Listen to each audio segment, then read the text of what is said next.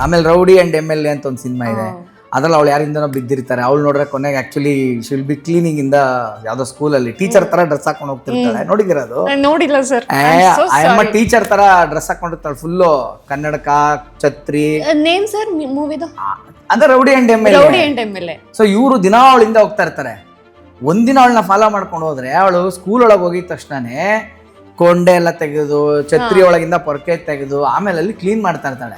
ಅದನ್ನ ನೋಡಿ ಒಂದಿನ ಇವಳು ಶಾಕ್ ಆಗ್ಬಿಡುತ್ತೆ. ಏಯ್, ನೀನ್ ಮಾಡೋ ಈ ಕೆಲ್ಸಕ್ಕೆ ನಿನ್ ಕೈಗೊಂದು ಕೊಡೆಗೊಂದು ಕೊಂಡೆಗೊಂದು ಹೂವಿನ ದಂಡೆ, ಇನ್ನೊಂದ್ಸಲಿ ಗೆಟಪ್ ಅಲ್ಲಿ ಬಂದ್ರೆ ಮಕ್ಕಳು ಪೆನೈಲ್ ಆಗಿ ತೊಳೆದ್ಬಿಡ್ತೀನಿ, ಅದು ಟಚಿಂಗ್ ಅಂತ. ಸೊ ಬಂದಾಗೆಲ್ಲ ಅಲ್ಲೊಂದು ಮ್ಯೂಸಿಕ್ ಹಾಕ್ತಾ ಇರ್ತಾರೆ, ಟಚಿಂಗ್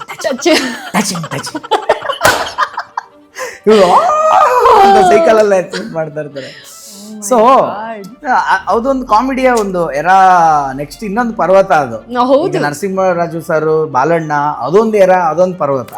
ಹಂಗೆ ನಮ್ಮ ರವಿಚಂದ್ರನ್ ಸರ್ ಆಗಿರ್ಬೋದು, ನಮ್ ಜಗ್ಗೇಶ್ ಸರ್ ಆಗಿರ್ಬೋದು, ಅವರೇ ಒಂದು ಸೃಷ್ಟಿಸ್ಬಿಟ್ರು. ಗಡಿಬಿಡಿ ಗಂಡ ಅವ್ರ ಕಾಂಬಿನೇಷನ್ ಇದೆ.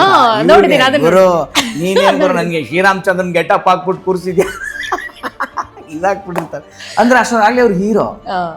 ಎಷ್ಟೇ ಹೀರೋ ಇದ್ರು ರವಿ ಸರ್ ಕರೆದಾಗ ಆ ಸಿನಿಮಾ ಫ್ರೆಂಡ್ ಕ್ಯಾರೆಕ್ಟರ್ ಮಾಡ್ತಾರೆ. ಯಾಕೆ ಹೇಳಿ? That is because of Ranadheera ಅವತ್ತು ಅವಕಾಶ ಕೊಟ್ಟಂತ ಒಂದು ಇದು, ಮತ್ತೆ ಈಶ್ವರಿ ಸರ್ ಪ್ರೊಡಕ್ಷನ್ ಸಂಸ್ಥೆ ಹಾಕಿದಂತ ಊಟ, ಅದಕ್ಕೊಂದು ಇರ್ಬೇಕಾದಂತ ನಿಯತ್ತು. ಅದನ್ನೇ ನಾನು ಹೇಳೋದೇನಂದ್ರೆ, we are missing all these ethical things in today.